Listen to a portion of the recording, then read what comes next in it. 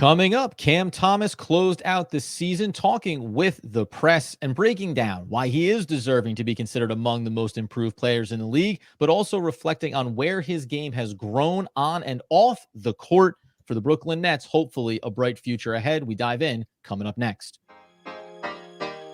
You are Locked On Nets, your daily Brooklyn Nets podcast. Part of the Locked On Podcast Network, your team every day.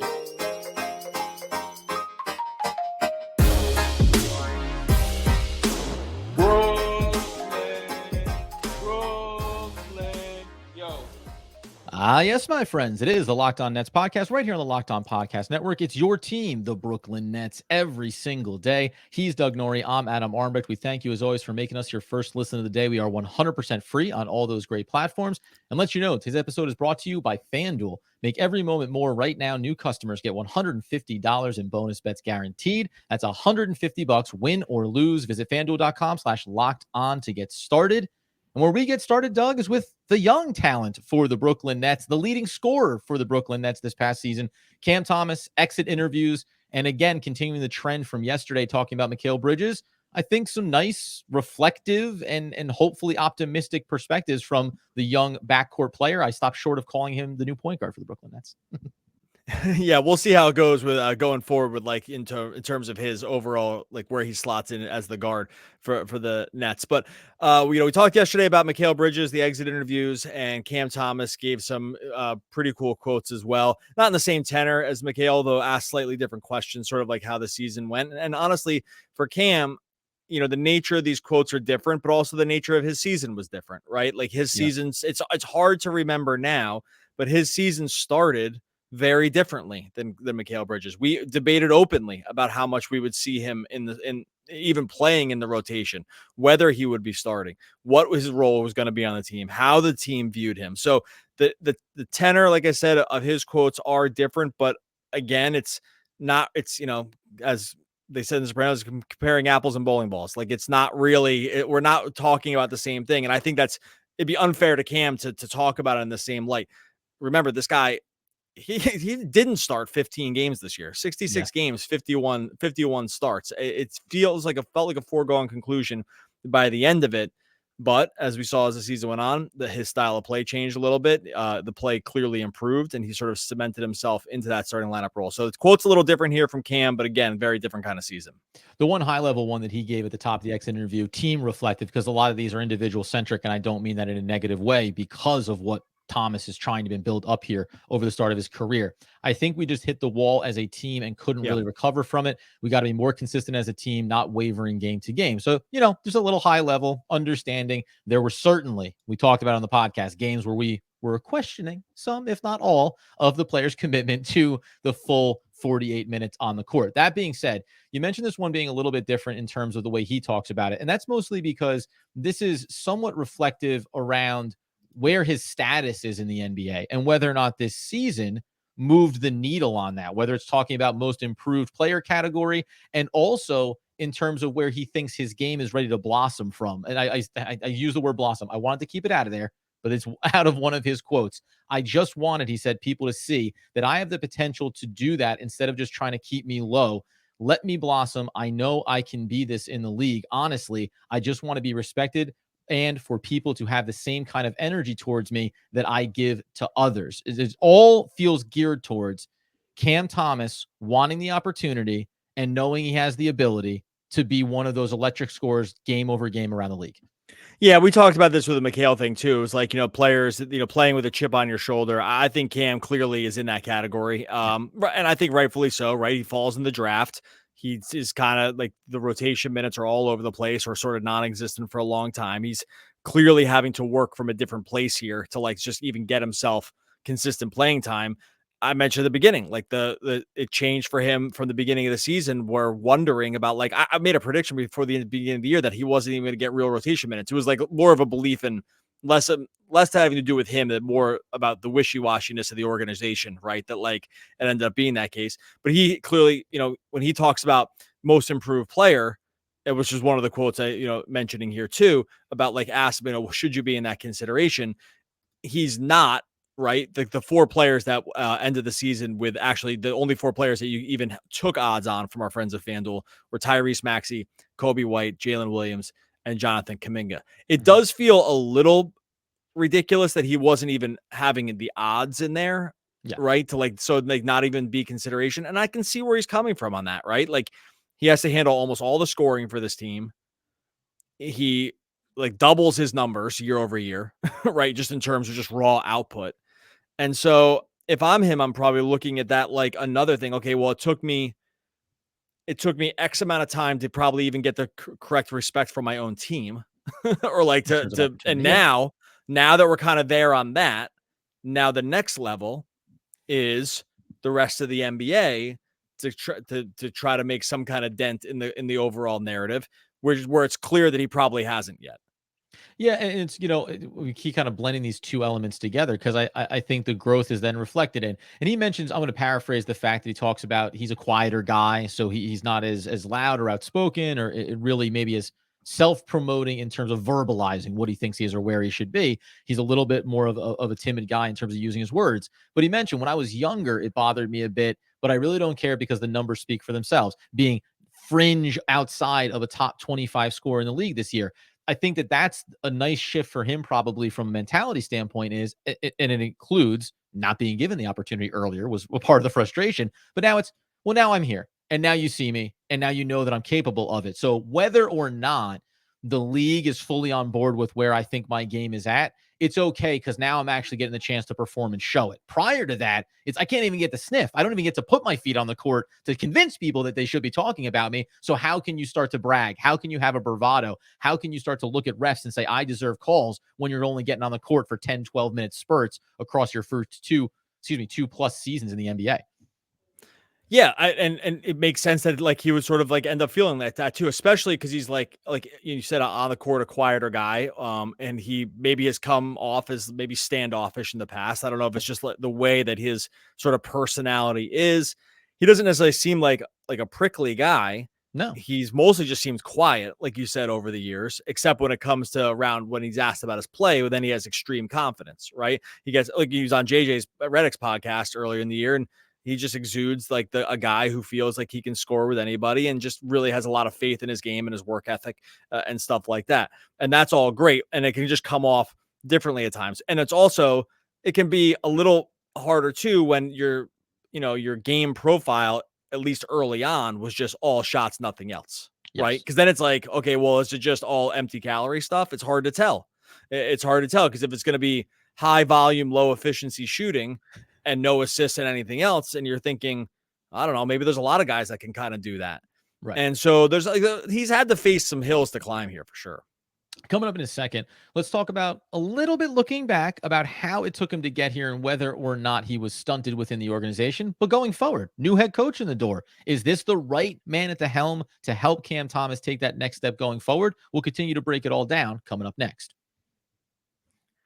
All right, before we get to that, tell you about our sponsors over here at Yahoo Finance. Let's get to the point. If you want to grow your portfolio, deal with the rising cost of inflation, pay off your debt, your mortgage, pretty much anything standing in your way of financial freedom, you want to do all that right? Well, look, with Yahoo Finance, that's our sponsor. You can get access to the news, data, and tools that you need in order to help reach that financial freedom. Look, if you've been into stocks, if you've been wanting to do research on this stuff for years, Yahoo has been an absolute must when it comes to all the information you need, broke down in a really, really easy way to see everything, just totally comprehensive. More than 25 years, Yahoo Finance has been the brand behind every great investor, whether you're a seasoned investor or looking for that extra guidance.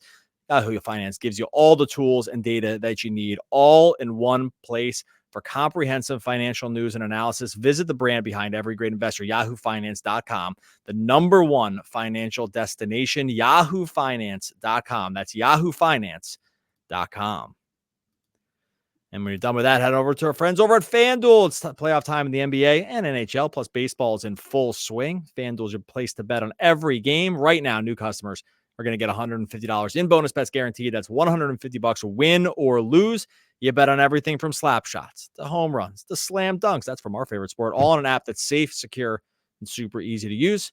What are you waiting for? Visit FanDuel.com/LockedOn. Make your first bet an automatic win. FanDuel, America's #1 sportsbook. All right. So as we continue to roll along, exit interviews galore, this time focusing on Cam Thomas. And unlike with Mikal Bridges, where it seems like there were a lot of things to take away in terms of trying to figure out what can we expect from Mikal going forward after a disappointing performance on the court, Cam Thomas, it's all about, wow, what's the ceiling now? What do we think about going forward here? And if we know that maybe to whatever extent we had this conversation about, could it be Coach Budenholzer? Well, it ends up being that it's going to be Jordi Fernandez. And once you make that decision, do you think that having an assistant coach rising to the ranks, bringing a younger mind, 41 years old, maybe it feels like it gives some longevity to building up the core, that it puts Cam Thomas in a position to be looked at that way? That, hey, you are going to be here beyond the Mikal Bridges and beyond the Cam Johnsons, so we can try to craft ourselves a little bit around you. Like, should he be bullish about that? Or do you think it's still, well, let's wait and see what happens this offseason? Yeah, that's an I think it's really fascinating. I'm not really sure, right? I have never been sure or confident about what the organization's plans are with Cam Thomas. So I think guessing at it feels impossible. It does feel like after this season, it would be crazy to like pivot away from him. So I don't think that's really at risk of happening, though. New coach, new system, new ideals, sort of like new lease on life for a team, guy who wants to make the team his own, i.e. Fernandez. Like, I will briefly say, I think just on its surface, better to have Fernandez be the hire than Budenholzer if I'm thinking about Cam Thomas's future with the Brooklyn Nets. Sure feels that way. Yeah. Yes, it feels that way on its surface, right? I don't think we have anything to actually base it on, but I agree with you on at least the feeling that probably more of a chance with this coach than another coach, right? So, but again, that one's going to be more proof in the pudding. In terms of like where he, like his sort of like basketball lease on life is going to the season, it's again, I don't really feel totally confident one way or the other. I do feel like the roster is going to look very similar, and I think they're going to need his scoring. And so if that's going to be the case, then we could be a lot of the same, with the hope that a new coach can sort of unlock the things that he does even well. Okay, no, that can unlock the things he does great and really kind of supercharge those things, and then take areas of his game, even on offense, that still do need work, and raise the floor on those things. Because I think if we can see that in terms of just a better read and react system, if there's just going to be a more of an offensive scheme put in place built around certain ideals like pick and roll, stuff like that we really haven't seen too much of from the Nets. I mean, these are like kind of basics, but I think there's a chance that we could see his game really expand in a more cohesive system. They just haven't had one, right? Like the last two seasons, with the last two coaches just haven't really put in stuff that really seems like it's going to try to accentuate his game. So I do think that like going into the season, this seems like the best chance at a best foot forward, but again, I've always been kind of wrong on how the team views him, I think. Well, there's a funny part about it, not to be too reflective, but like, and I always went back to when you draft him, but it's the Kevin Durant and the Kyrie Irving era. You don't have to think about him as being a part of the immediacy. So you want him to develop in the background, maybe unlike other young players.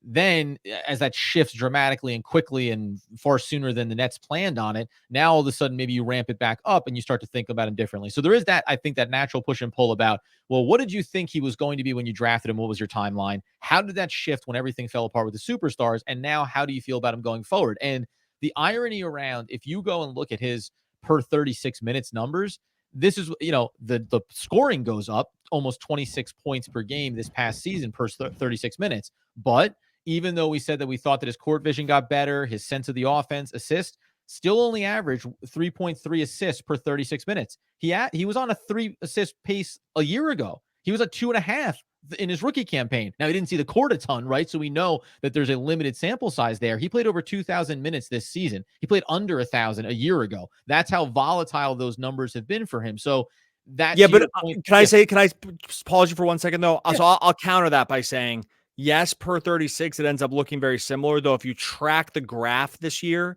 the assists do go up. Now they take a dip again near the end of the season, but it's hard to like put these last like 6 to 7 games on like the taking it seriously card. So I don't know, maybe I'll forgive him. But if you look month over month leading into April, the assist numbers do climb every month. So sorry to cut you off, but I think there's like we can go a little bit different with the data this to prove a point if we were trying to make it. Now, they crater too, so I could go the other way also, I think. Yeah, no, 100%. And by the way, none of this is a knock, but it's more. I think if anything, it's more in my case for he could have been probably producing similar to the way that he produced this past season sooner, right? A year Yeah. sooner. And then to your point, when we saw that uptick in the graph, when we dismissed some of the end of the season games because they're playing with a lot of other rookies and Clowney gets in there, that's exciting, but it changes the dynamic of what the expectations are around him on the court. But to your point about the coaching, hey, now take that little uptick we saw towards the end of the season.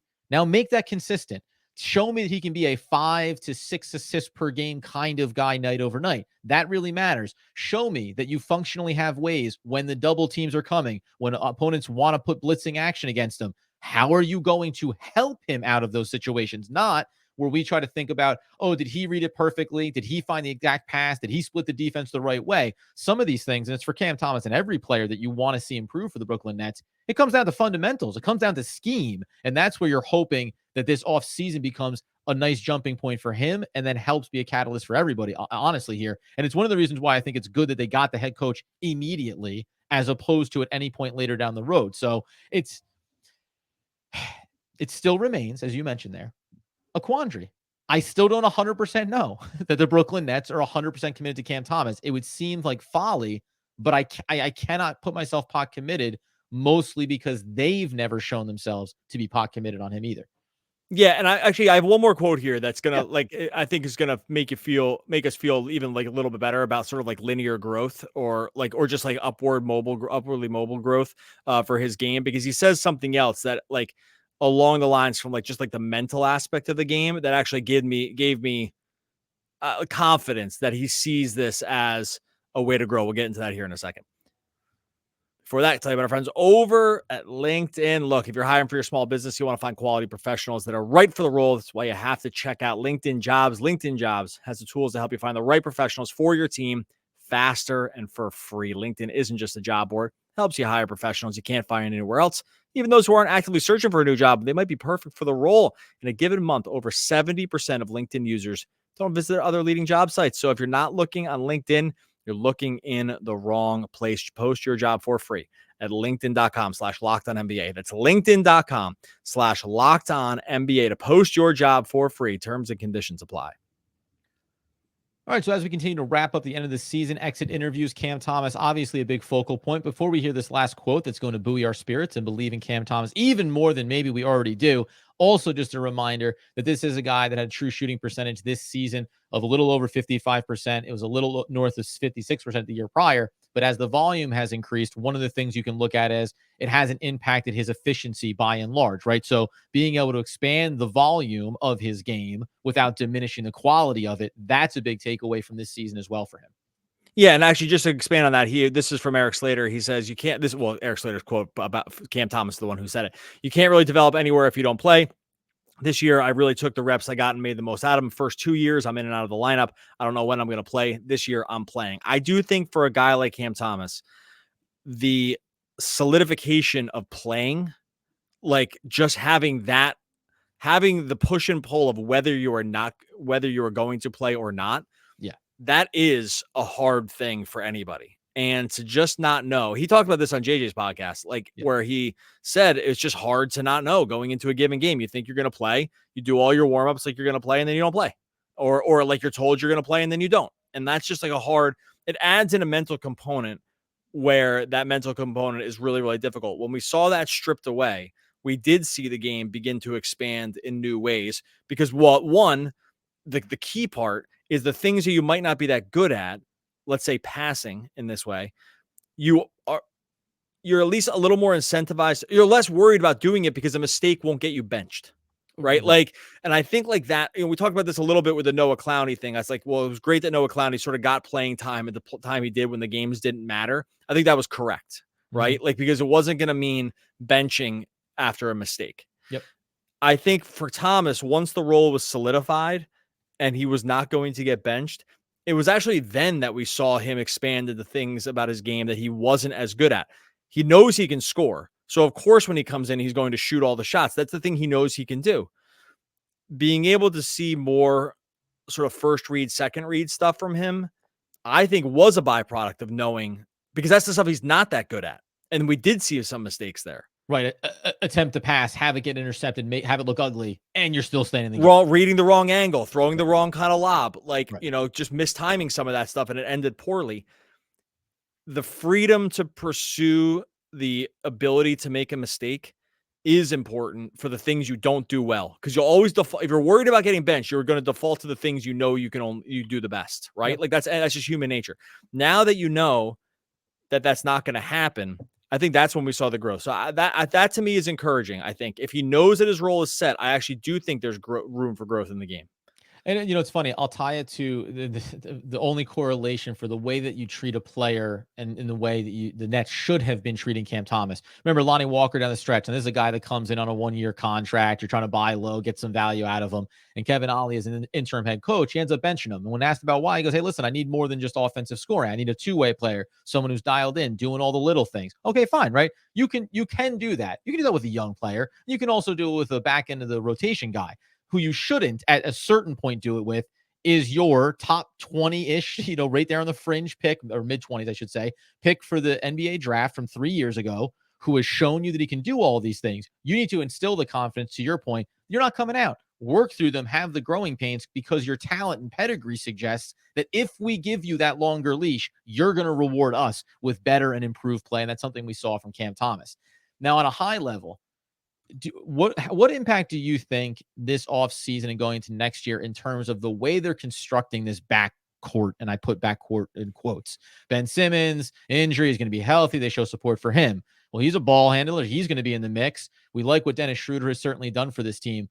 But I do think while you say the team is going to look mostly the same, decisions they make in that backcourt or the way that they structure this system is going to be probably the most impactful on Cam Thomas and how the next step of his game evolves.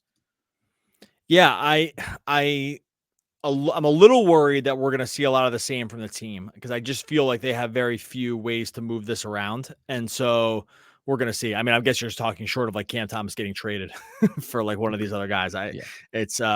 And we have, by the way, we'll have a whole other episode talking about all these guys who's coming and going, right? Last year, 1-year contracts, etc. But yeah, I mean, outside of a big move like that, where Cam Thomas isn't here, you have to find a way to build to help him be better, right? And I think that, like, the point, Mikal Bridges isn't necessarily I'm not knocking him. He's not the guy to make Cam Thomas's life easier in certain aspects of the game. Neither is Cam Johnson. So what is this new evolution going to look like to help things be easier for him, right? I mean, that's a question. I'm asking you. I'm asking everybody. I'm asking the Nets. I think the thing that you could like point to is like, do they want to start putting more of like just a complete on-ball role where you do run a lot of pick and roll, like, right, and you actually start doing that with him as something specific that they try to do. It's not something they really did a lot this year, but that would be like relationship probably matters there. Like that. That would be, but that'd be like the next step in like sort of like having things look a little different, right? Yeah. Like you're going to have a big that you can kind of run a 2-man game with.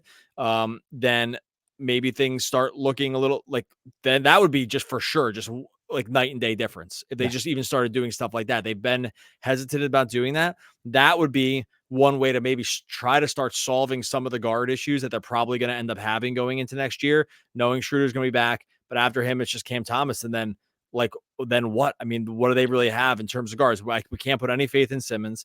And so at that point, you kind of like need to have something more probably from him, unless you're going to bring in somebody else. And I don't think that's going to be the case. I do think one potential sticking point this season could be, as long as we're like looking for every year to create a new problem with this guy, is this year would be, is he going to get an extension? Because this is the year he's extension eligible. And they stunted his growth just enough to make it an interesting conversation, right? And I just wonder if this will be the next thing. If like the next thing will be gonna wait out the rookie extension, we'll see. Because sometimes you see these guys get locked up really early. I mean, really just for the really, really good ones, right? Like you see these guys get locked up. That's not gonna happen for sure, I would say. I don't think the Nets have to do that at all. And I wonder if like that lack of knowing will end up be the next big question, because we can't go through a season without asking a question about this guy. And we just took it right up to the point where he's rookie extension eligible. And I wonder if that'll be the next thing. And the real question will be like, what is the value? and I'm not sure anyone knows. And this is fascinating. So anyway, I don't know if I answered the question about the role, but I think that's the next question I could see coming. Well, of course, I was going to use this one for the exit quote, but we'll close out in just a minute or two here anyway. But remember, Dennis Schroeder said that's a max contract guy right there when talking about Cam Thomas. So we've already kind of set the bar here. That's the expectation. But, tongue in cheek. But when you piece everything together in that regard, how much his game finally was able to be showcased this season, the fact that it feels like the Nets organizationally took too long to get him there, the fact that you hear, whether it's Dennis Schroeder, you hear other players, LeBron James talked about him after Nets games, like other players around the league, high profile guys, look and talk about him and give him his accolades or well-deserved recognition. Same way that we talk about players liking Mikal Bridges and believing in his game, like once enough of that noise starts to come around, there's at least going to be an expectation of, well, I'm worth X, right? I'm deserving of something here. He seems like he's done a pretty good job not overstepping or, overstating anything publicly, but it is going to be fascinating. And at a minimum, remember, he was a leading scorer this year for the Nets. Do we think that that's going to change next season? Not as it stands right now. So you're going to be talking about a 23, 25, maybe plus point score, top 25 score in the league. Of course he's going to want a massive contract, and that shouldn't be a negative thing. Hopefully we get to think about it as, don't worry, money coming off the books, Ben Simmons, etc., and it all lines up that way where it feels like organizationally they are excited about that prospect as opposed to what has sometimes been around narratives, the push and pull internally of what the team, the organization, GM, owner all want to be doing, right? Pull in the same direction here. And that's mattered for head coach as well. We thought that was a concern with Jacques Vaughn, specifically when he was the head coach regarding the development of Cam Thomas. Yeah, and we could be headed for like a brouhaha around, whether or not like that's the stunting of it was like, ends up being bad financially for him. I don't know. I think that like they probably end up working something out. Although I don't know, this guy's been really polarizing in terms of like what his on-court value is. This has been one of the harder ones, like to try to figure out, I think. And I think he clearly got better, but I still think some of those questions remain on like a super, super high level. All right, we're going to get out of here. Tons of stuff happened this week, right? Exit interviews, obviously new coach. Look, the Nets aren't in the playoffs, but doesn't matter from a content perspective, baby. There's always something to talk about. Buddy. Oh yeah, we're with this team, always something. So we're still coming at you 5 days a week, all the way through the playoffs as well. Make sure you subscribe wherever you listen to podcasts. Make sure you subscribe to Locked On Nets over on YouTube. One thing I've tried to never do is make wish lists. I try to have a very stepping stone mentality about this whole thing, where as soon as you make one step, you visualize the next step, not 5 steps ahead. Now that is Tay Swift. One of the all-time great poets. We'll be back again next week talking more Brooklyn Nets basketball. Basketball. The Swifters. Basketball.